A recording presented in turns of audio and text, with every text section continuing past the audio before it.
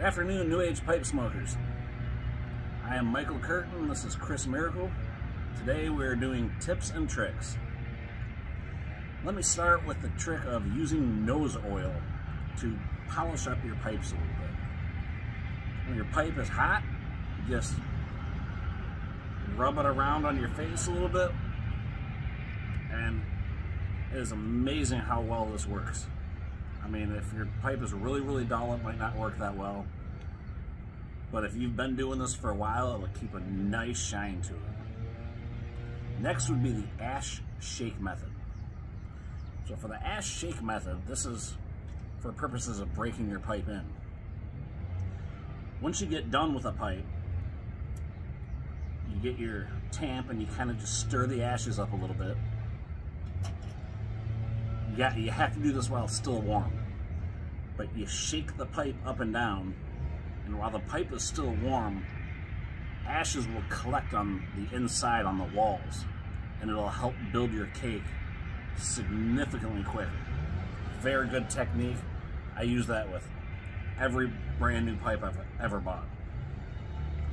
Next would be the tongue under the button technique. And this is mostly for P-lips, like the Peterson P-lip, like this one here. Now the tongue under the button technique, I hated my P-lip until I tried this, and now I love it. Just essentially, your tongue rests under this button. Now I have, I guess you would call wandering tongue syndrome. When I'm smoking a fishtail, my tongue tends to move all over the place. This kind of locks it down and makes the smoke shoot right up to the top of your mouth the way it was designed. And it's literally just but keeping your tongue right under where that button is. My next recommendation, now people will argue this all day long, but I say ditch the filter. If your pipe is supposed to have a filter, it will smoke just as good without a filter. But if you like your filters, that's fine. But try it without a filter. A lot of people really like that, I believe. Stacking your tobacco. Now, a lot of people will buy aromatics. Aromatics aren't my thing, but they tend to burn their tongue in time. And like Northwoods, for instance. Northwoods is a great tobacco, but it will smoke hot down the road. Now, if you just stack some Northwoods, say on top of like some pirate cake, just 2 layers of stacked tobacco, that can create a wonderful smoke of 2 different layers that just vibe together very well. Next, I like to get a brand new, especially a puck style tin. When I first open it, I fluff the tobacco. I let it sit for maybe an hour. Then I put it directly into a mason jar and wait about a week. Now that will make the tobacco typically so much better. Nightcap, Balkan Sassini, several other, many Virginias, just lots of tobaccos really benefit from the reintroduction of oxygen, so they go through their secondary fermentation. Would that be aerobic fermentation? Aerobic fermentation. Anaerobic is as it feeds on oxygen. Yep. Now next on my list here is mason jars. Forget those other crazy jars like the flip top lids. I've ruined a bunch of tobacco with those. Get it in a mason jar. I mean, some of those lids screw back on from the original tins, but nothing, in my opinion, works quite like a mason, a ball, or a cur jar. Last on my list is clenching. Now, I personally am a much better pipe smoker from when I started smoking in my car. Because when I would smoke in my car, I would have it in my mouth all the time. So I would be clenching, and that taught me a cadence that just made me much better at it. It made my whole experience much more enjoyable. So if you can, try to keep it in your mouth all the time. Chris?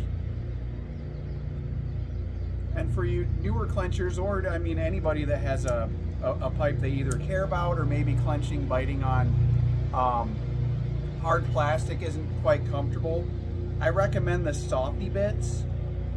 They're little tiny plastic thing, or rubber pieces. You can get them everywhere. Now, this is actually a wide stem, and what I learned, there's a couple pipes I never smoked because I couldn't get a big grip on it. It was too wide. And then I figured out, if you just lick the inside just a little bit, these things just pop right on. So, softy bits, and don't worry about what size you got, because there's an easy way to put them on. Another thing is the pipe cleaner test. I know Mike feels a certain way about it. He won't buy a pipe if it doesn't pass a pipe cleaner. There are exceptions, but generally speaking, you do really want a straight draft hole all the way through the stem and out the end. It's a smoother smoke. You can always tell. If there is moisture in there, it will back up if it's offset. So you just want to make sure that a pipe cleaner will pass all the way through. This is a 9mm pipe, so I actually got lucky, and I don't put filters in mine. So yeah, just you want to pass it through. Also, while you're smoking, if it does gurgle, you can pass a pipe cleaner down all the way into the end.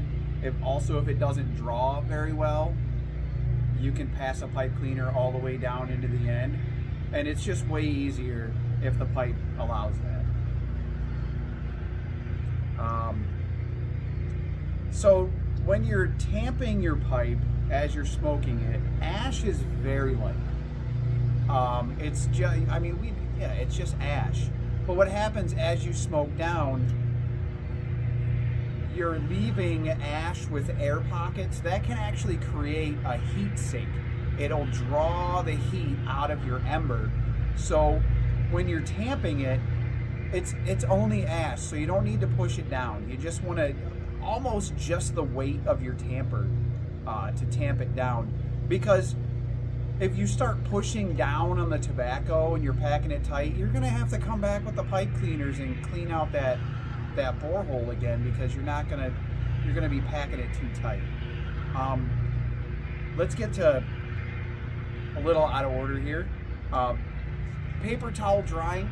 So if you have a flake, any kind of flake that's super moist out of the jar, like this flake, I packed this one just fine, but if you have it, flakes can be really moist, and other tobaccos can be moist too.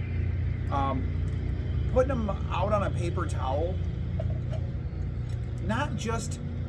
don't put them on the counter, don't put them on anything other than a paper towel. There's just something magical that happens. The paper towel draws a lot of moisture in, and it dries it out way faster. Stuff that, a flake that some people say, it took me 2 hours to dry, you put it on a paper towel, it might take 20 minutes to a half an hour, depending on the flake or the tobacco. So,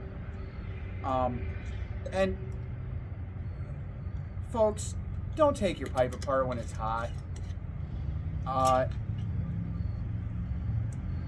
There's a lot of expansion and contraction that goes on, and when you got a hot pipe and it's hard to turn, that means there's a lot of pressure between your mortise and your tenon. You're just gonna break your pipe. Again, if it's not smoking right, back to the pipe cleaner. A pipe cleaner can do a lot of things for you. It can clear out the airway, it can dry it up, but for heaven's sakes, don't take your pipe apart.